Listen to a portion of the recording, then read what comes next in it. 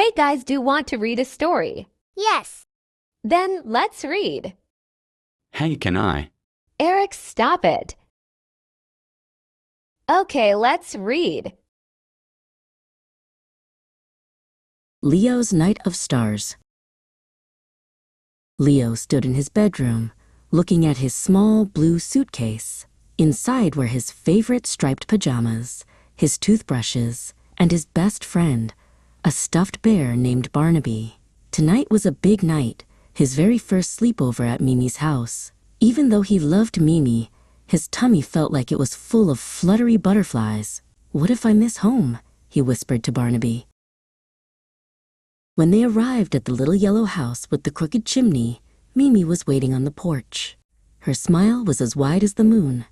She gave Leo a giant hug that smelled like cinnamon and old books. "I have a very important mission for a brave boy like you," she said, winking. Leo gripped his suitcase handle, feeling a tiny bit braver already. Inside, the house felt different from home. It had creaky floorboards that sang creak-crack, and a clock that ticked like a slow heartbeat. Leo sat in a large, velvet armchair that swallowed him up. He held Barnaby close and looked around the room, wondering where all the familiar things had gone. "First part of the mission," Mimi announced, handing Leo a bright red apron. "We must create the secret star cookies." In the kitchen, the air turned golden. Mimi showed Leo how to scoop the flour and crack the eggs. Leo stirred the dough until his arms felt strong, watching the yellow butter disappear into the white peaks of flour. Suddenly, a puff of flour exploded into the air. Leo gasped, then started to giggle. He looked at his hands, which were now ghost white. He even had a snowy smudge on the tip of his nose. The kitchen didn't feel strange anymore. It felt like a playground made of sugar and laughter. While the cookies baked, they curled up on the sofa. Mimi pulled out a heavy book with gold letters on the cover.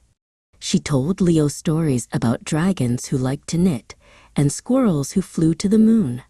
Her voice was low and steady, like a warm blanket. Leo leaned his head against her shoulder, listening to the magic in her words. Soon it was time for bed. The guest room was dark, and the moon cast long, spindly shadows across the rug. The creak-crack of the floor sounded much louder now. Leo stood by the bed in his striped pajamas, feeling those butterflies return to his tummy. The room felt very big, and he felt very small.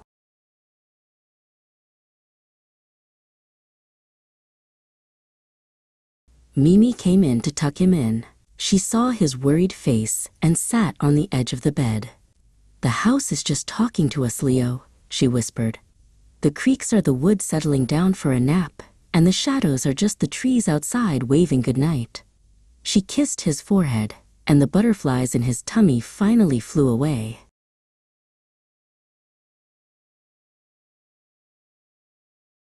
Leo hugged Barnaby and closed his eyes. He realized that even though he wasn't in his own bed, he was surrounded by love. The smell of the cinnamon cookies still lingered in the air, and the ticking clock sounded like a lullaby. Before he knew it, he was drifting off into a dream about flying squirrels.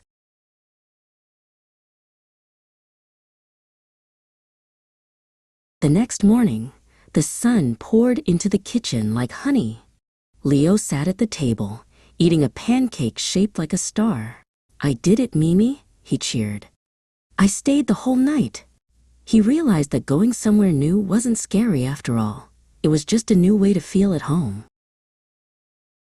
Okay, it's time to go to sleep. Good night.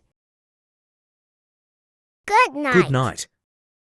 Good night.